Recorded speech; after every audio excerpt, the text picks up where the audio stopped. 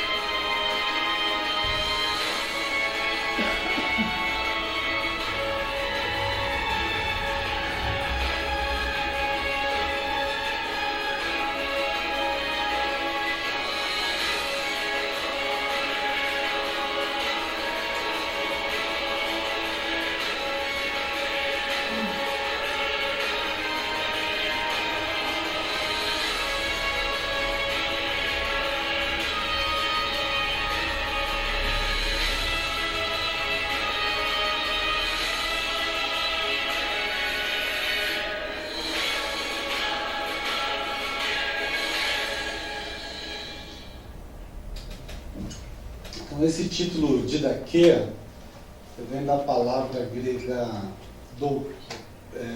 didáskale, que a gente traduziu para o latim como doutrina.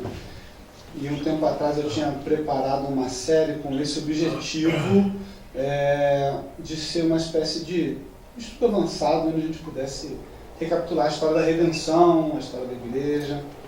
E quando eu pedi sugestões, me falaram que a gente tinha que trabalhar um pouquinho mais de doutrina, então eu resolvi fazer esse teste aí com vocês e comigo, para a gente poder ir trabalhando. Eu fiquei muito feliz na quinta-feira que a gente conseguiu realmente bater um papo, né? Na verdade, faltou até tempo, hoje pela manhã também a gente começou a conversar, a gente sentiu que também o tempo foi curto. E a ideia é pegar os principais temas da Bíblia e discorrermos, hora para recapitular, hora para aprofundar. Didaquê foi o primeiro curso bíblico da história. Os pais da igreja, que viveram aí 2 séculos depois dos apóstolos, eles tinham uma espécie de catecismo ou curso bíblico que eles chamavam de didaquê, que era a doutrina apostólica. E baseado nisso, então, eu fiz essa série. O título de hoje é Deus e o seu reino. O Novo Testamento, ele cita a palavra reino de Deus 51 vezes, é muita coisa. Isso sem contar as referências indiretas como teu é o reino, que seriam mais outras vezes. Isso sem contar o Antigo Testamento. Jesus é apresentado como pregando o reino de Deus logo após o batismo. Ele é batizado, passa pela tentação, quando ele sai, a primeira frase da pregação é: o reino de Deus é chegado até vós. Essa é a narração feita por Mateus, Marcos e Lucas do início do ministério de Jesus. Então, isso é um tema muito importante. Resolvi que esse deveria ser o nosso tema, o primeiro tema a ser estudado, ok? Agora, Deus e o seu reino, aí começa a surgir uma pergunta: quem é Deus?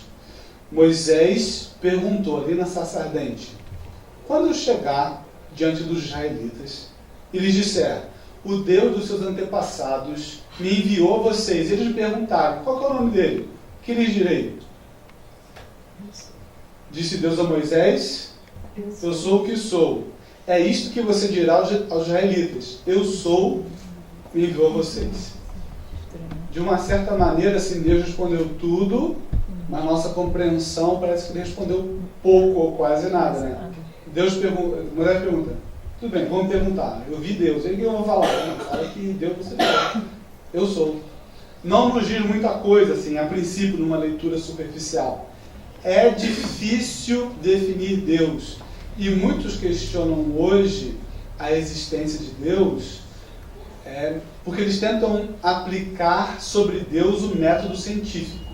O método científico ocidental, aí, nascido pós-iluminismo, ele fala que alguma coisa só é real, ou usar o termo científico, se isso pode ser testado, repetido e ter os mesmos resultados. Então a gente consegue fazer isso muito com as ciências naturais, né? A gente trabalha um pouco isso com o corpo, um pouco isso, ela fica um pouco mais exata quando a gente trabalha com minerais, ou física, e por aí vai. Mas quando a gente trata de pessoas, métodos similares podem apresentar resultados diferentes, visto psicologia, né? Você tem que ter várias abordagens para atender pacientes diferenciados. Então, Deus, ele nunca vai ser aceito no meio científico, não pelos cientistas, mas enquanto termo científico, porque Deus não pode ser testado. A própria Bíblia diz: Deus não tenta ninguém, não pode ser tentado por ninguém. Não dá para colocar Deus num tubo de laboratório e pedir, repete o milagre, repete o milagre. Quando as pessoas no tempo de Jesus pediam para repetir o milagre, ele fazia? Não fazia. Então Deus, ele não permite ser testado. Então, nessa concepção moderna, fica realmente impossível provar a existência de Deus através de métodos científicos. Todavia, nós também não podemos negá-lo. Porque, embora nós não vejamos o vento, nós sentimos a temperatura e por aí vai, nós não vemos a Deus, mas nós podemos senti-lo, né? Por isso que Jesus disse, e também Deus disse no Antigo Testamento: vós sois minhas testemunhas. Nós que o conhecemos e presenciamos em nossa vida a sua atuação, nós é que somos as suas testemunhas. Então, como definir a Deus? Como ele é? Nós vamos ver o que a Bíblia descreve. Vamos ver alguns textos. Vão me acompanhando aí, por favor. Gênesis 21. Gênesis 21, verso 33. Nós vamos ver aqui umas 4 declarações, umas 4 definições que a Bíblia dá sobre Deus. Eu vou colocando aí na tela. Eu vou colocando algumas outras e vocês já vão abrindo nos outros textos, ok? Temos Gênesis 17:1, Gênesis 21, verso 33, Hebreus, capítulo 11, verso 3, Deuteronômio, capítulo 6, verso 4. Alguém achou aí Gênesis 21? Quem achou aí o 21, pode ler para mim, por favor. E plantou um bosque em Betseba, e invocou lá o nome do Senhor Deus eterno. Deus eterno. Eternidade é algo difícil da gente entender. Porque tudo neste mundo tem começo e fim. seja comida, amor, energia, qualquer recurso ou pessoas, nós temos começo e fim. Mas a gente tem dificuldade de entender o que é eterno. É interessante que isso não é diferencial do Deus da criação, né, do Deus bíblico, porque sejam gregos ou hindus, todos os deuses tiveram um começo. Mas a afirmação bíblica, a definição de eternidade, é sem começo nem fim. É a única religião que define o seu Deus como sendo antes de todas as coisas e o início de todas as coisas e sem fim. Estando laica, sem limitação de tempo e espaço. É algo assim grandioso. A segunda definição está lá em Gênesis 17, 1. Se alguém já achou, pode ler para a gente também, por favor. Quando Abraão tinha 99 anos, apareceu-lhe o Senhor e lhe disse: Eu sou o Deus Todo-Poderoso, anda em minha presença e ser perfeito. Eu sou Deus Todo-Poderoso, né? Nós conhecemos diferentes esferas de poderes e cada uma faz bem alguma coisa, mas tem ali a sua limitação. Seja na política, seja no esporte, seja uma arma, um exército, tem poder, mas tem limitação. Mas já a declaração que a Bíblia faz sobre Deus é onipotente. Onipotente é a palavra grega que significa que ele tem todo o poder. Ah, que poder que Deus tem? Não, tem todo. Tudo que você imaginar e não imaginou, tudo que a televisão já mostrou e não mostrou, qualquer super-herói que já apareceu não apareceu, ele tem todo o poder. Ele pode fazer todas as coisas, ok? Terceira definição ali, Hebreus 11:3. Pela fé, esse verso é sensacional, principalmente a parte final dele. Pela fé entendemos que os mundos, pela palavra de Deus, foram criados, de maneira que aquilo que se vê não foi feito do que é aparente. Sim. Alguns, inclusive, veem até uma alusão aos átomos, né, que não eram percebidos há muito tempo, mas hoje são, né? Enfim, Deus criou tudo do nada. Ele criou aquilo que é visto daquilo que não é visto. Ele criou aquilo que é material quando nem matéria existia. É algo também grandioso. Alguns perguntam... Uma coisa assim que você sabe que a gente aqui é interrompimento. Não, para isso não. Você vê um filme de ficção científica, por exemplo, aí o cara vai lá e vou fazer um monstro lá do espaço. Esse monstro, por mais diferente que seja o ser humano, ele tem em algum momento braços, pernas, ele anda, ele tem, pode ser um olho só, mas tem olho, né? Sempre tem alguma coisa. Estamos acostumados. Porque nós seres humanos nós não conseguimos nem inventar alguma coisa daquilo que já não existe de certa forma, ou já foi criado. Então Deus pegou tudo do nada e transformou em alguma coisa. E tudo que fazemos como ser humano é inspirado na criação de Deus. Isso é sensacional. Santos Dumont, a tal da Demoiselle, que era o primeiro avião ou protótipo, era baseado numa libélula, e você vê alguns cartoons ali franceses da virada do século XIX para o XX, descrevendo Santos Dumont como uma libélula, né? Então, todos esses grandes gênios sonhadores, eles se inspiravam na criação de Deus e tentaram adaptar para a realidade humana, e os outros artistas todos eles modificam alguma porção da realidade, mas não criam algo que não tem base nenhuma ou lembrança naquilo que é real. Algumas pessoas falam, se Deus criou todas as coisas, Deus criou o mal. É interessante, né? Existe até uma passagem muito controversa lá no Antigo Testamento, né? Faça a luz e as trevas, faça o bem e o mal. Mas é mal não no sentido de maldade, né? É mal no sentido de repreensão ou castigo, a gente pode ver essa passagem mais para frente. Mas Tiago, eu coloquei ali entre parênteses, ele dá uma espécie de adendo a essa explicação da criação. Vocês acharam por aí? Tiago 1,17.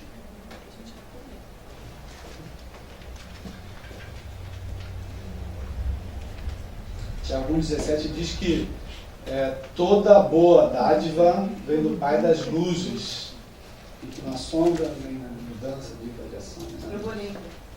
Toda boa dádiva e todo dom perfeito vem do alto, descendo do Pai das luzes, em quem não há mudança, nem sombra de variação. Esse tem bem, né? O que esse texto nos diz? Deus criou tudo sim, mas tudo de bom. Então, Deus criou um governo perfeito. Se surgiram governos imperfeitos depois, é uma distorção daquilo que Deus criou. Deus criou relacionamentos perfeitos, Deus criou sexo perfeito, Deus criou uma alimentação perfeita, Deus criou uma ordem de coisas perfeitas. Muitas vezes a gente vê alguém sofrendo e fala, isso foi da vontade de Deus. A Bíblia diz que não, Deus não viu ninguém sofrendo. Deus, ele desce, o que ele desce de Deus para nós é bom. Se alguma coisa que nós estamos vendo não é boa, é que há uma distorção. E existem muitas distorções nesse mundo. E a distorção, a Bíblia dá a definição de pecado, né? Aquilo que rompe ali o plano de Deus. Deuteronômio 6,4 é o verso áureo do judaísmo, chamar Israel Adonai Elohim, né? Que diz que, ouve Israel, o teu Deus é o único Senhor. Então, é a primeira definição de monoteísmo aí na história da humanidade. Um Deus único.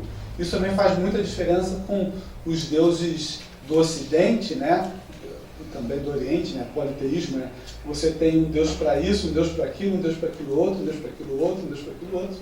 Mas a Bíblia prega que existe um único Deus, ok?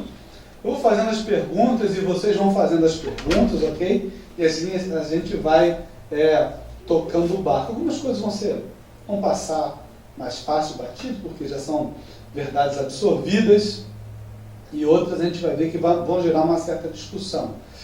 Então, a verdade central desse nosso estudo, dessa manhã, é que Deus tem um reino que domina sobre tudo desde os céus. Essa é uma verdade que a Bíblia apresenta várias e várias e várias vezes. É por isso que a gente tem acreditado que a justiça de Deus tarda, na nossa perspectiva, mas não falha.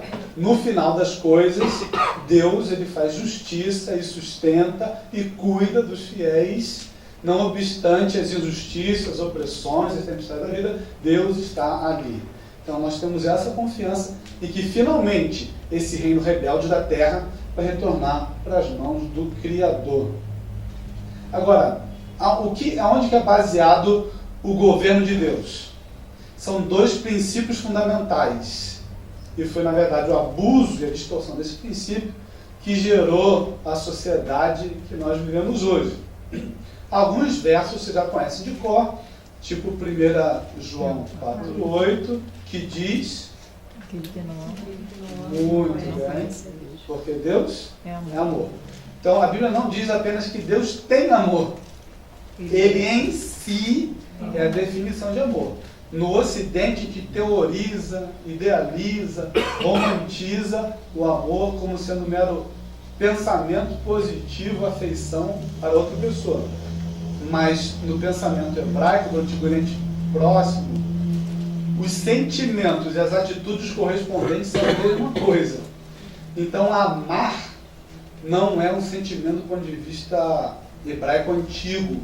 Amar é um estilo de vida. Sim, Deus ele não gosta de muitas coisas que a gente faz, mas ele continua nos dando coisas boas. Assim como o pai não concorda muito com o que os seus filhos fazem, e às vezes os filhos não concordam muito com o que os pais fazem, só que chega um momento que os filhos têm que cuidar desses pais, não é isso?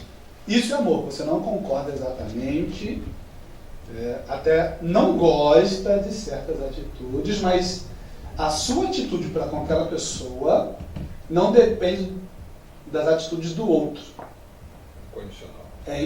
Incondicional. Essa é a perspectiva do amor divino. Então, qual que é o primeiro e essencial valor de Deus e portanto, seu governo? Amor. O segundo conceito importante, correlato, e que nos ajuda a ter um equilíbrio nessa questão de juízo divino, de salvação ou perdição, é a justiça.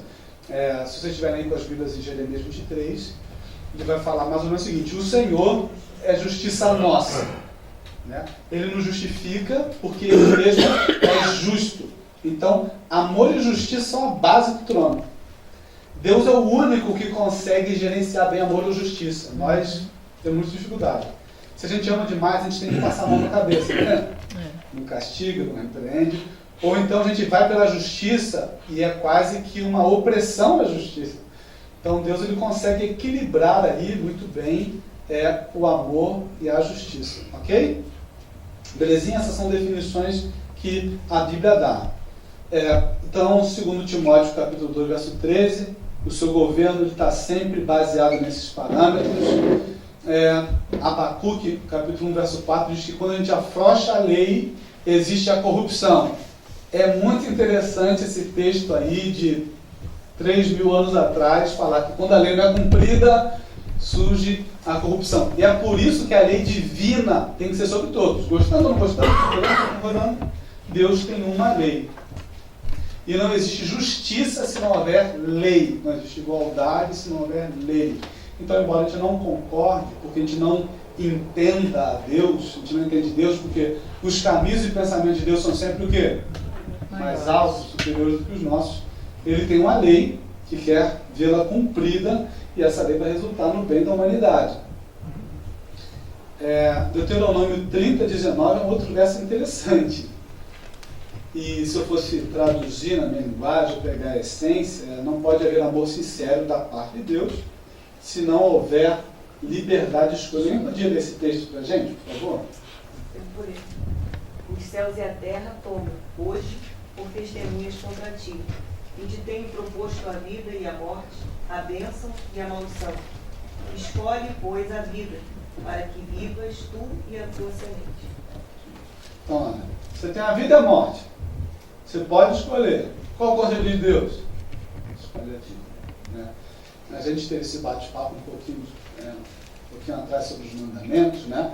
Não vamos entrar na discussão de novo, mas pense só, nós temos no Brasil mais de 5.000 leis tentando cumprir aí uma meia dúzia de mandamentos do Senhor. Se nós vivêssemos uma sociedade que ninguém matasse, que ninguém roubasse, que ninguém mentisse, que ninguém respeitasse as autoridades superiores, a começar da própria casa, como pai e mãe, nós viveríamos uma sociedade o quê? Totalmente diferente. A gente tem uns amigos, né? Voltando para Portugal. Aí, passei no jornal, passei na banca de jornal, porque para economizar só vejo ali a primeira página, né? Que é de graça lá de fora. Mas estava assim, o neguinho da Beija-Flor vai para Portugal com medo da violência. E parece que algumas pessoas têm seguido esse caminho. Mas por que têm seguido esse caminho?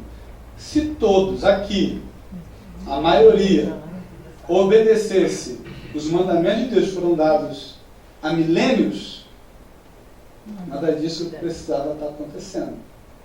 Então, embora nós não gostemos, a Bíblia diz, provai e vede que o Senhor é bom. Experimenta, a gente fica muito no campo teórico, experimenta, vive a proposta de Deus. Se não for bom, vai embora. Mas se você experimentar, aí você vai ver que é bom. Né? O conhecimento de Deus precisa ser experimentado, né? Agora, se Deus é bom, se o governo de Deus é bom, se tudo de Deus é bom, se Ele só manda coisas boas, porque o mundo é mau, porque o mundo é injusto, porque existem problemas, doenças, etc. A questão é a liberdade de escolha, que não é um problema, é uma bondade de Deus, é a demonstração do amor de Deus. Mas a liberdade de escolha foi um mecanismo do governo de Deus que Lúcifer usou para lançar a sua rebelião. Na verdade, a grande prova do amor de Deus e de que Ele dá liberdade de escolha é o pecado. Se não tivesse dado liberdade de escolha, não existiria pecado. O pecado surgiu das nossas e das anteriores más escolhas. Usar mal o direito de escolha. Interessante, pastor. E quando Lúcifer pecou, ele sabia do que ele estava fazendo. Sim. Como nós também hoje. Nós sabemos dos nossos erros, como erramos. Sério. Não, eu fiz sem querer. Mentira. Fez sabendo que errou. E também, né, no versículo anterior, Deuteronômio 19, ele aí que Deus fala sobre o livre-arbítrio. Quem pode escolher? Porque você vai conhecer o bem e o mal. E nós somos conhecedores hoje na nossa vida do bem e do mal. Interessante isso. Lá no céu eu já sabia, eu vou gritar aqui, mas eu estou fazendo o errado. Né? E a bondade de Deus supera tudo isso. Né? Lá no começo, quando o Senhor falou sobre o encontro de Deus com Moisés, né? Falou assim quando Moisés E aí eu vou lá, falo o que para eles? Quem é você? Diga que eu sou o que sou. Eu sou tudo. Você não precisa dar um nome. E nós não precisamos realmente dar um nome. Sabe, ele é tudo, pode tudo. E deu até essa oportunidade nesta vida que nós temos de escolha. E nós estamos aí nesse drama.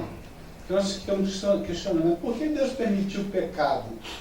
No governo de Deus de amor e justiça, que prescinde de liberdade de escolha, ele não abria mão de um reconhecimento, que hoje nós chamamos de adoração ao culto, livre por parte das criaturas. A pior coisa é amor fingido, né? A gente prefere uma repreensão franca do que um amor fingido. E Deus também.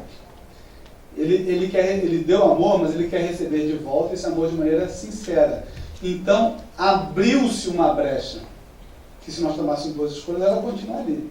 A brecha da liberdade de escolha. O abuso dessa liberdade de escolha é o que ontem, no princípio, e hoje, gera maldade. A liberdade de escolha está aí. E aí começa uma outra discussão. Mas se Deus sabia, então Deus quis que Judas, eu sofresse assim, porque eu nasci nessa família. Enfim, João capítulo 6, verso 64 e outros textos dizem que Deus sabe o que nós vamos escolher, mas Ele não determina as escolhas que nós vamos tomar.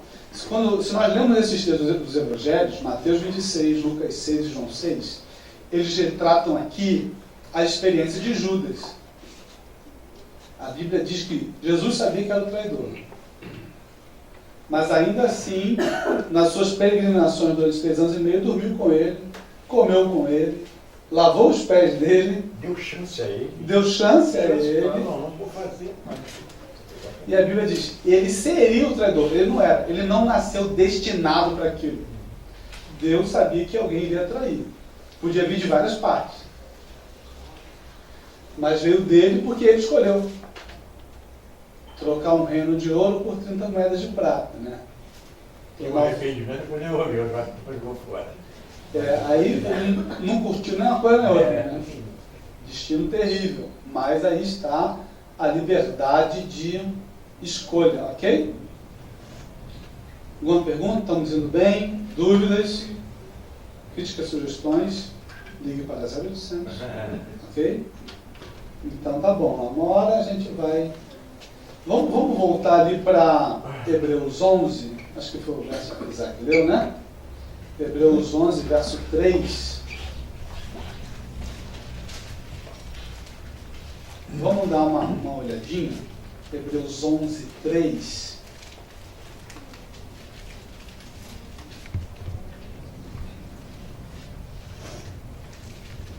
Vamos ler de novo, por favor? Pela fé, entendemos que os mundos foram criados pela palavra de Deus, de modo que o visível não foi feito daquilo que se vê. É interessante essa sua versão em português, porque poucas versões em português colocam mundos no plural, embora no original esteja no plural. Nesse verso não diz que Deus criou um único mundo ou planeta, mas Ele criou muitos. Interessante, né? É claro que eu não creio que eles sejam verdes, com a cabeça no helicóptero, né, olhando assim, né? Eu acredito que eles sejam assim, pelo menos ao nosso olhar feio, né? Acho que até inveja do outro que deixou de ser bonito. Mas a Bíblia fala de mundos, e para cada mundo criado, nesse reino vasto, nesse império vasto de Deus, Ele delegou o governo a um nativo, alguém daquele mundo. Vamos dar uma passadinha lá em Salmo 8, por favor. Salmo 8.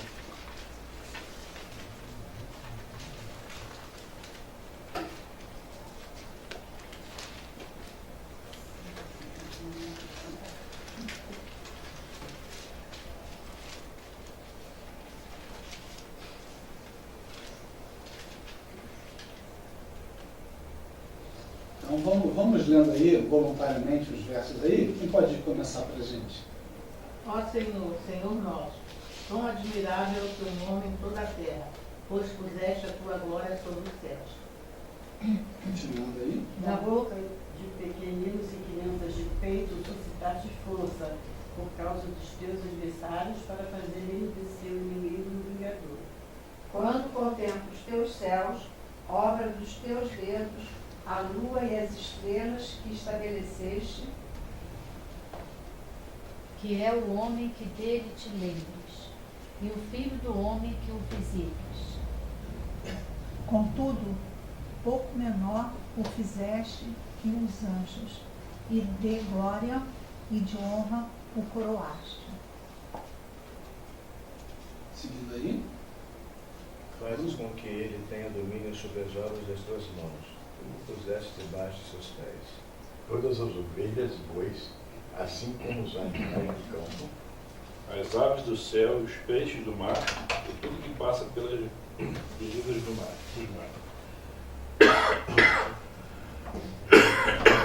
Ó Senhor, Senhor nosso, quão admirável é o teu nome sobre toda a terra. Esse verso é um verso interessante, né? O salmista está louvando ao Senhor pela grandeza da criação, ele olha para o céu, sem nenhuma luz elétrica para atrapalhar, ele vê milhares de estrelas, inclusive algumas cuja luz não chega mais porque morreram nesse meio do caminho. Ele olha para o céu e fala, nossa, que admirável é o céu, quão grande é o céu. E como é que o Senhor lá de cima enxerga o homem tão pequenininho aqui embaixo? Aí ele dá a declaração. O Senhor criou um pouco menor do que os anjos. Essa versão grega, na verdade, criou um pouco menor do que Deus. É Deus. Né?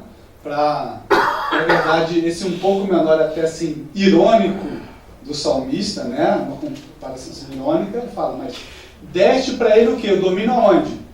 Os animais da terra, do céu, do mar, toda a terra. Então, esse domínio, esse governo do mundo que nós habitamos, pertence, obviamente, a Deus. Mas ele delegou a quem? Ao homem. Aí vem a mensagem, nós estamos governando bem ou mal, né? Nós dominamos todas as espécies. Talvez seja por causa disso, algumas nem existem mais. E nos próximos 30 anos, outras mais não existirão. Mas esse domínio desse planeta foi dado para nós.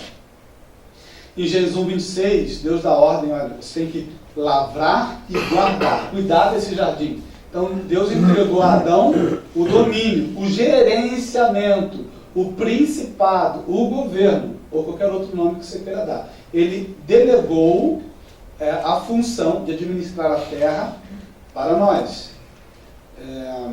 Alguns outros versos ali de João, é interessante, vamos ler pelo menos um desses lá no Evangelho de João. Evangelho de João, capítulo 12, verso 31, a outra pessoa já abre no 14:30 e outro no 16:11.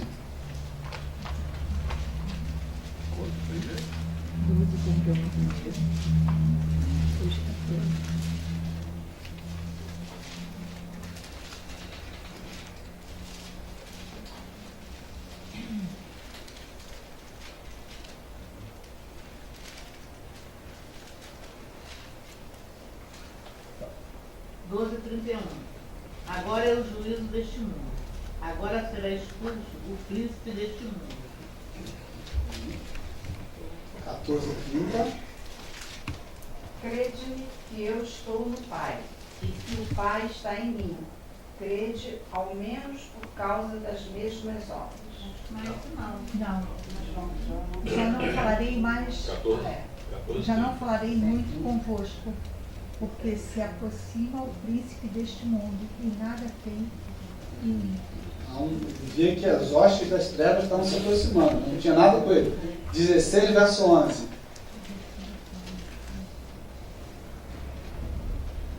O juízo, porque o príncipe deste mundo já está julgado. Então ele repetidamente falava sobre o príncipe desse mundo, que não era mais Adão.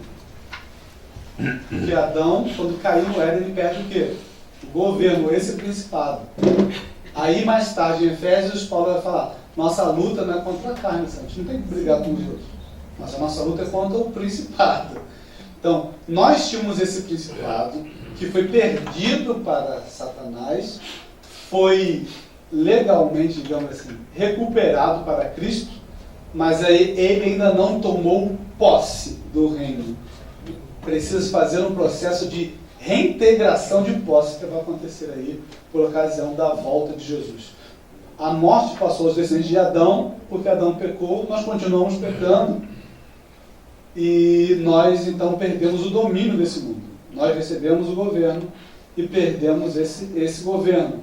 É por isso que na reunião de todos os filhos de Deus, ou seja, os seus representantes, Satanás argumenta que ele se apresentou como aquele que vinha da terra. Tanto em Gênesis quanto em Mateus, Adão é chamado de filho de Deus.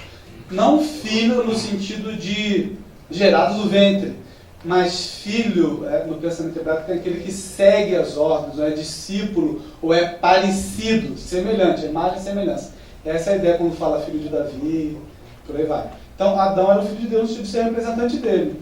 Todavia, no Novo Testamento, ou já aqui mesmo no Antigo Testamento, em Jó, a reunião era dos filhos de Deus, ou seja, dos Adãos ou Adões dos outros mundos que Paulo falou.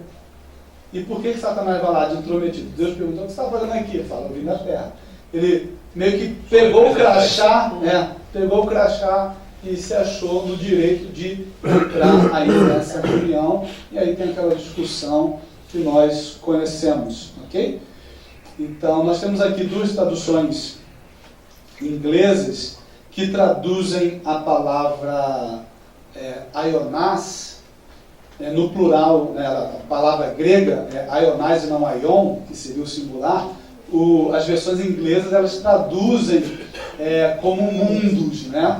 Algumas versões nossas em português como mundo, a versão da Lisete ali, bastante fiel ao original, traduziu como mundos, ok? Coloquei essas traduções, a palavra grega, só para dar base que a Bíblia não fala de um mundo só, mas de outros mundos, ok? Um outro texto que nos ajuda a entender um pouco isso é Daniel 7:27, quando dá o fim da história, o reino, o domínio, a majestade dos reinos debaixo de todo o céu serão dados aos povos dos santos do Altíssimo. O seu reino será um reino eterno e todos os domínios o servirão e obedecerão. Todos os domínios. Nós somos o domínio rebelde, digamos assim. Estamos sobre ocupação, digamos assim. Ok? Tranquilo? Agora não sei se fico mais com medo. Quando tem pergunta, quando não tem, né? Porque quando não tem, ou entendeu tudo, ou não entendeu nada. Mas vocês estão pegando o feeling da coisa, né? Deus tem um reino que é por todo o universo, a gente não conhece. Hoje os cientistas, eles, da última vez que eu li, e pode ser que nessa pesquisa, né, deles que eles fazem, tenham achado outros, tem 12 exoplanetas. Eles chamam de exoplanetas, planetas que têm características semelhantes à Terra.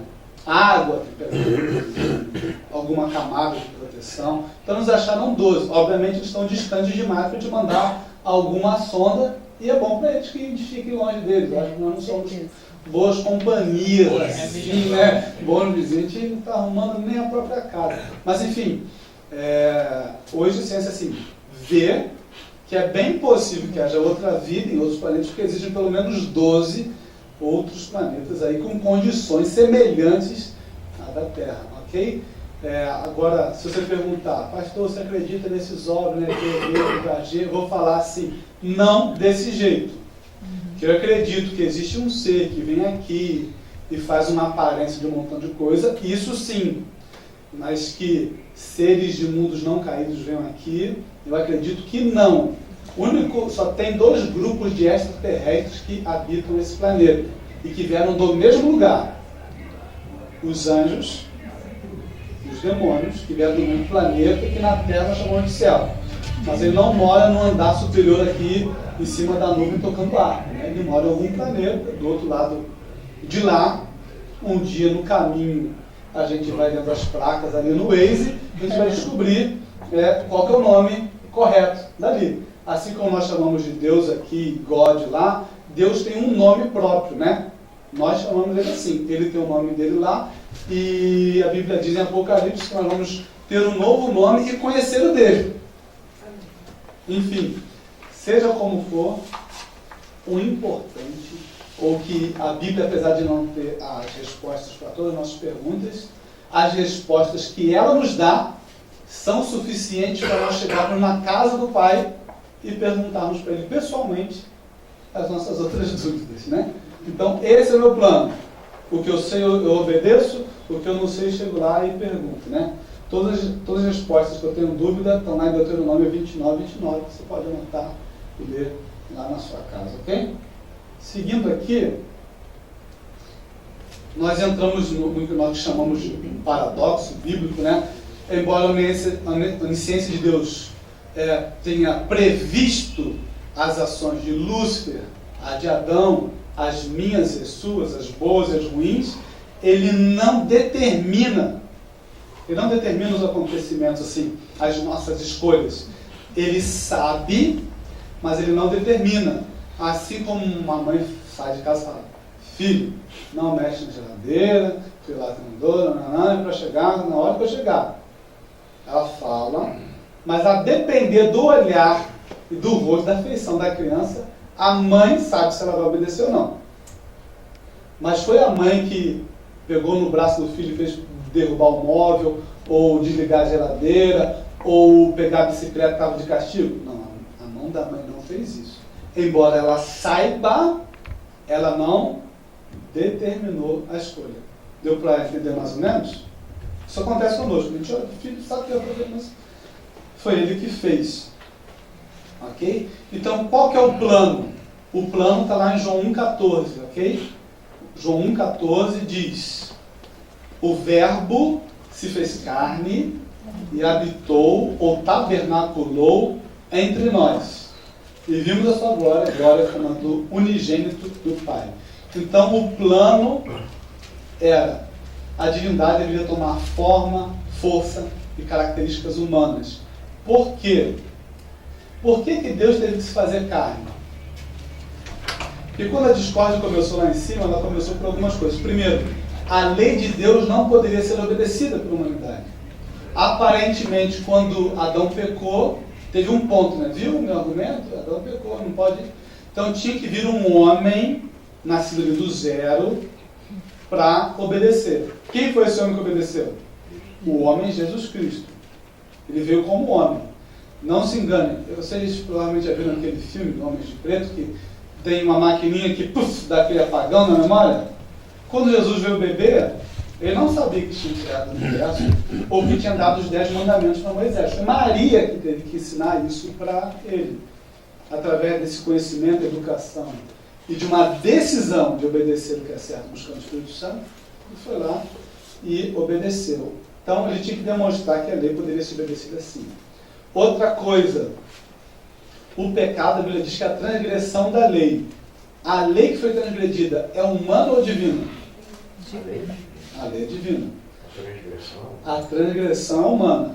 Por isso, o homem transgrediu, só que ele nunca poderia restaurar a lei, porque não existe bondade, santidade ou grandiosidade, eternidade em qualquer homem para restaurar essa lei. Então, se eu e Yuri desse a vida por você, estava todo mundo lascado.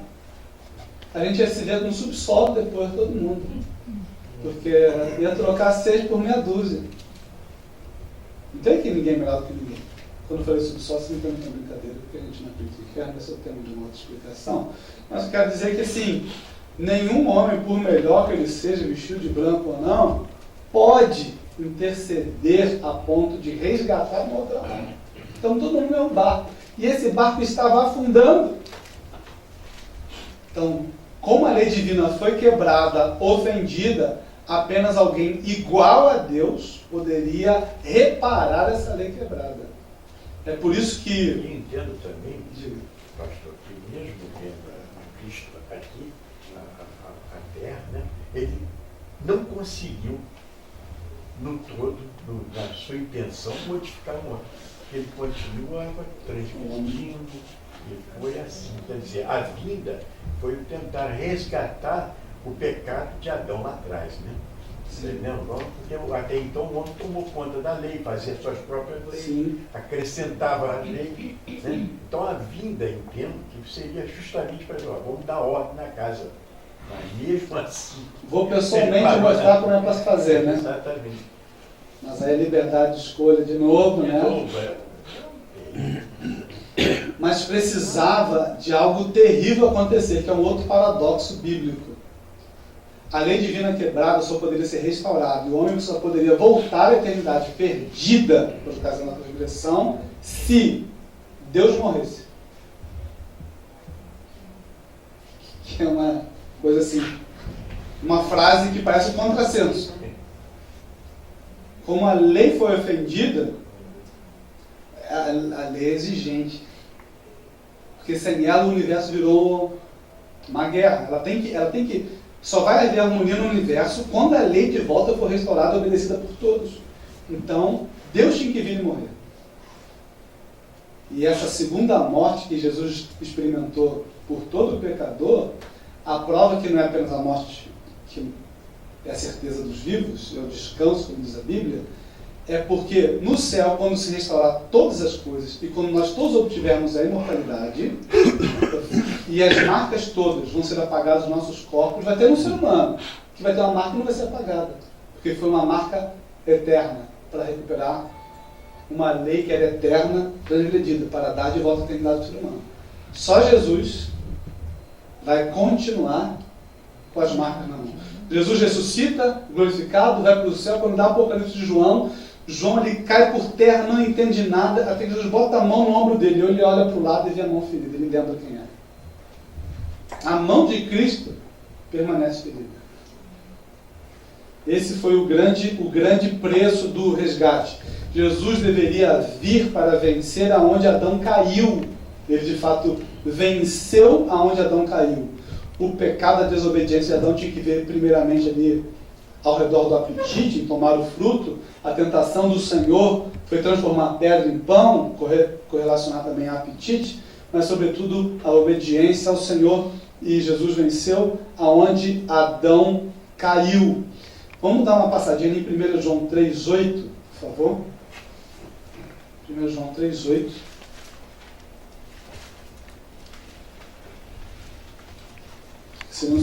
Os propósitos. Deus previu e Deus proveu. Deus proveria para si o cordeiro.